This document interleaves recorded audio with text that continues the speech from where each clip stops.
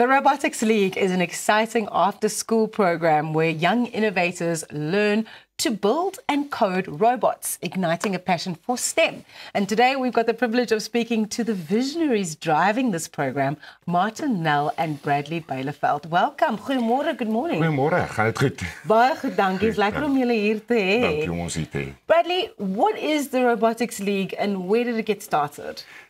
So Robotics League is a company that was started by myself, Martin, and his wife. And it was started with the vision of being able to provide the best possible coding and robotics education that we could to children around South Africa. En die ouderdomsgroepe van kinders wat kan deel aan hierdie program? So die program begin van 5-jarige ouderdom, al die pad tot hoërskool toe, waar ons met die kleintjies offscreen coding doen. So hulle kom nie saam met so enige interaksie met rekenaars nie, hulle kodeer hulle self en dan bou ons dit so op na hoërskole toe. Wow. I've got 2 kids and this sounds like something that they would both love. What are the age groups that you target with the Robotics League? Well, as Martin said, we can do children anywhere from 5 years old right up to high school. We developed what we call an unplugged program. So for the young children in primary schools and in nursery schools, we can do a coding program with them where they don't have to be in front of a screen, in front of a tablet, teach them the fundamentals of it, the basics, and then we take them right up until high school. Hoekom is vir julle belangrik om kinders op so jong ouderdom ook te kry, jy weet, om al hierdie vaardighede te leer en hulle opgewonde te kry oor robotika en coding of kodering? Ja, ek sê altyd vir ouers, jou kind hoef nie noodwendig in ingenieurswese of in programmering in te gaan nie, maar die skills wat ons leer met robotics, die probleemoplossing, die computational thinking skills, die skills hoe om saam te werk, gaan hulle vir die res van hulle lewe gebruik in enige vakgebied, en dit is wat hierdie vakgebied so interessant maak, want dit raak aan alles. Kan jy sien hoe opgewonde is hulle? Ja, hy skitter. Nee, dis omdat julle saam met ons kyk hier by. Absolutely. Well, I see you brought a few things with you for us. Yeah. What am I looking at here? So these are actually 2 projects that 2 of the children that I do classes with have built. So this is a drone and that's a little crab. If you mind, can I give you a little demonstration here? So what I told or what I asked them with this one is to build something that uses, it's an ultrasonic sensor under here, which can measure distance. So I said, I want you to build something that uses that effectively. So they will press the button, the little thing will go on, but then the idea is when it lands, the ultrasonic sensor picks up the table and it will automatically turn off. And that was a 10-year-old child who built and coded that. 10 jaar oud. 10 jaar oud. Ag, genig. Hierdie is 'n oulike nommer. En die klein krappie, sien dit lyk soos 'n krappie. ons het vir die kinders gesê, no wheels Friday, so hulle moet ietsie laat beweeg, maar hulle mag nie wiele gebruik nie. Wat 'n knoppie druk ons, druk jy die knoppie dan, en dan begin daai krappie vlieg hier na Elsa toe aan die ander kant van die studio, soos 'n duifie. Kyk, daar loop hy sonder wiele. Wow! This is very, very cool. Hey.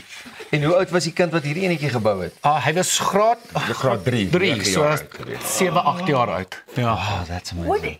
You know, when you look at what these young kids are capable of doing with the technology and the skills that they've learned from the Robotics League, is it just mind-blowing to you guys? Or are you just kind of like, oh yeah, we taught them, of course they're good at this. No, they really do. They surprise you every single day. The creativity, you know, at such a young age, as Martin said, everything must be fun, everything must be enjoyable. And when kids are given the opportunity to show what they can do without restrictions, you land up with things like this.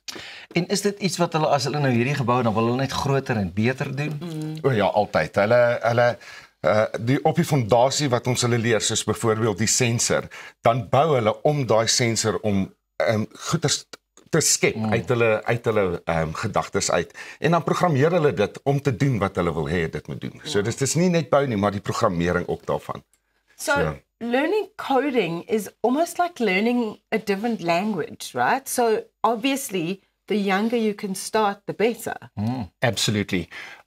You know, computational thinking is being able to take how a computer thinks, how a computer behaves, and being able to turn a person's thoughts into how a computer will interpret that. So yes, we build them up from the young age. The software that we use takes them from pictures and symbols onto using word blocks, and eventually takes you through to Python. But if you speak to a programmer or a coder, it's the actual thinking that's the tricky part. Learning the actual typing and the language not so difficult. So that's why we take them from such a young age, understanding the process, and it makes it a lot easier. Ek kan net imagine as ek op so jong ouderdom kon leer, want om my nou agter 'n rekenaar aan te sit en te probeer leer van 'n taal en goed.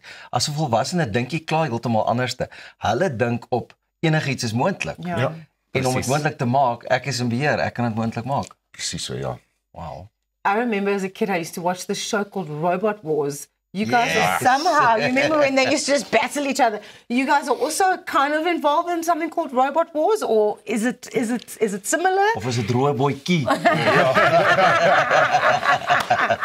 So Robot Wars was actually one of the first things that I kind of came up with when I landed up with this Lego set in front. And we also do do things like children's birthdays, etc. And I looked at this and I thought to Robot Wars, and I thought, if I can build this and code it, I'm sure I can get this right.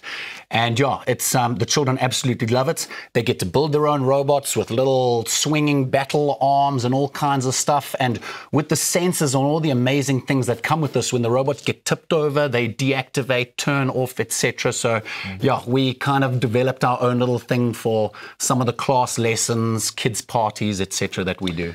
That's amazing. If you build it, they will come. If you build it, they will come. Maar dit is 'n baie interessante mat of 'n ding wat julle ook hier voor neergelê het. Wat is dit? So, ja, dit is, ons neem deel aan die WRO, dit staan vir die World Robotics Olympiad. Dis 'n wêreldwye kompetisie waar die skills wat hulle leer, moet hulle prakties gaan wys op die mat. So dit is, hulle moet hulle eie kar ontwerp, hulle het 'n paar maande om dit te doen, maar op die dag moet hulle al die kodering self doen. En dan vir elke taakie wat hulle verrig op die mat, kry hulle punte en dan gaan hulle dan wen hulle die kompetisie of doen goed in die kompetisie. So dit is nou eintlik in Augustus is die Gauteng kompetisies. As jy onder die top 18 in Gauteng kom, dan gaan jy Suid-Afrika toe. En dan het hulle 'n afdeling wat die Robo Missions genoem word en jy kan oor see Suid-Afrika gaan verteenwoordig met dieselfde kompetisies. Wow. Can you explain to us what's happening on the mat? Absolutely. Ja. Kom ons gaan kyk. Kan ons bietjie gaan loer? Ja. Ek wil nou begin speel en bou. Ek weet nie van die coding nie, maar ja. So hierdie jaar se tema is Mars. Die robot moet begin en jy moet klomp verskillende sensors gebruik om jou robot mee te begin. Soos Bradley gaan nou die ultrasonic sensor gebruik om die robot mee te begin.